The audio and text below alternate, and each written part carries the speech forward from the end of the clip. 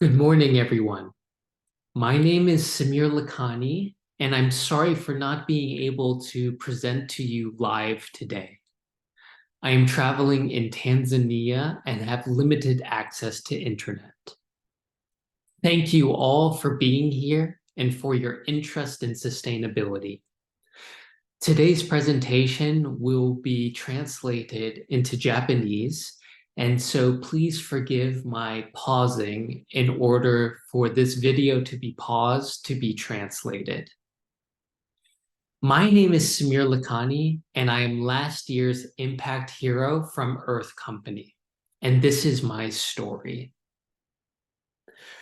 Eco Soap Bank was founded in a single moment of pure inspiration. I walked through a door and I would never be the same ever again. My parents are refugees from East Africa, and they were kicked out of East Africa because of political and racial persecution. They made their way to the United States where they became professionals, and I grew up in a life of luxury and privilege. However, as I was growing up, my parents used to tell me stories about Africa and about all the other families that they left behind who couldn't escape. And so in my heart, it has always been a dream of mine to go back to these countries, to meet those people, and to help them as much as I could. And so in 2014, I had the opportunity to travel to a country called Cambodia. Cambodia is a beautiful place, and 80% of the country is mostly rural, like the scene you see on your screen today. It looks like it could have looked like 1,000 years ago, and not much has changed or developed. And so Cambodia is beautiful. You will see every imaginable color of green rice paddy as the sun shines through it.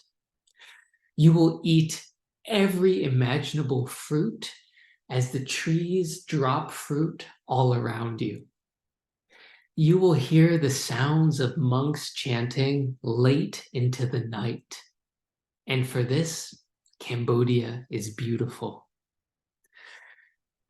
Half of the year, during the dry season, children will take their bicycles to school.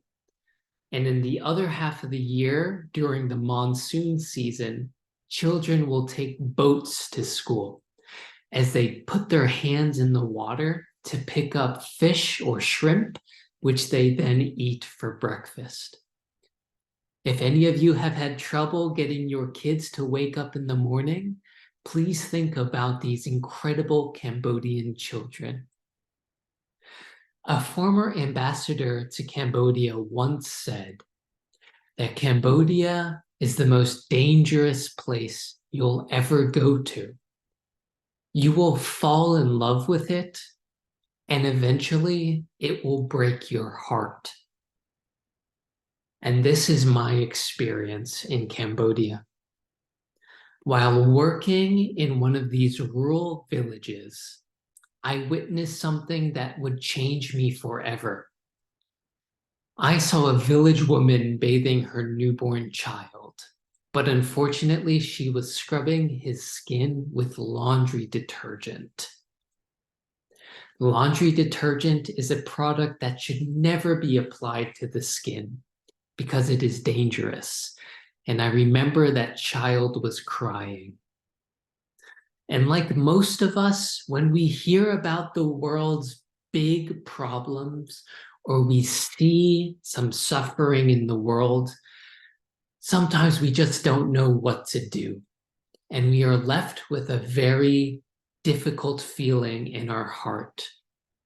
And so when I returned to my hotel room, I had noticed that my housekeeper had thrown away a bar of soap that I had barely even used. In that moment, I knew that I could save this soap from being thrown away and redirect it to the families in the village that needed this soap. All over the world, almost 3 billion people don't have regular access to soap at home. And at the same time, the hotel industry will throw away 5 million bars of soap every single day. And so I had an idea. What if we could employ women in countries like Cambodia to collect all that leftover soap from hotels? What if we could teach these women how to recycle the soap into brand new bars for children all across the world? And what if we could redistribute this soap to these children who don't have access and teach them how to use it to stay safe and healthy? And my friends, this is the founding story of Eco Soap Bank. The mission is to employ women to recycle soap for children all across the world. And this idea has grown to over 20 countries all across the world.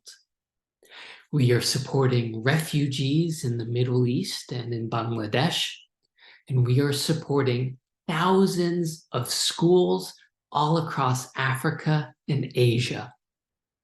Our mission is to make children healthy and happy for life. But then something happened.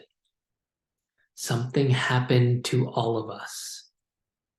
The COVID-19 pandemic hit, and literally overnight, our entire supply of hotel soap vanished.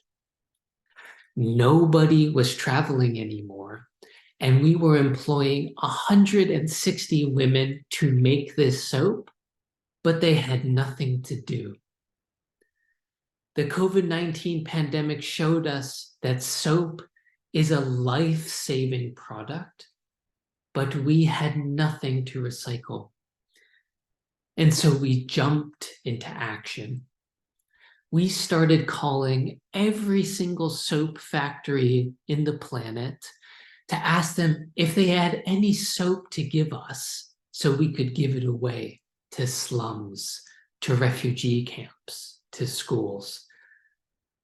These factories called us back and they said, "We have no soap to give you, but we can give you something else." It is estimated that the global soap industry will generate about 25,000 metric tons of virgin soap waste every single year. That is the equivalent of 250 million bars of soap going directly into landfills. And overnight, we discovered a waste stream of soap that was 15 times larger than anything we had previously imagined. And I'm very happy to say that over the last 8 years, we've been able to reach almost 9 million people, mostly children, with the soap and hygiene education that they deserve. And what's more important is we've been able to provide jobs to 160 women all across the world who need good employment. Thank you all for listening to this discussion here today. No idea whether it's big or small is not one that is ready for action. And I hope you have learned 1 or 2 pieces of inspiring lessons here today that you can use in your own work to inspire action. And today we'll be able to save lives together. Thank you so much.